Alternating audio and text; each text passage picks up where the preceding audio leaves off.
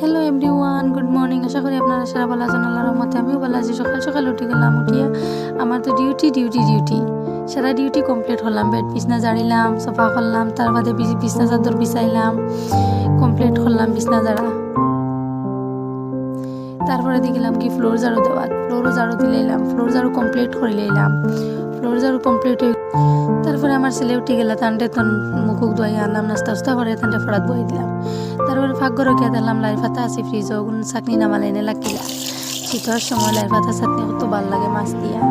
ইনো আমি মরিচও কুলা দিলাম, তারপরে লাই পাতা চাটনি করে লইলাম।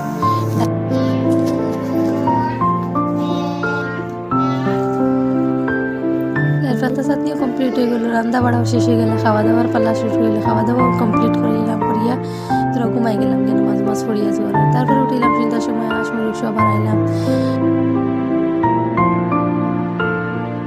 ভিউয়ার্স সকল ভিডিও ভালো লাগলে লাইক করবা, কমেন্ট করবা, শেয়ার করে দিবা।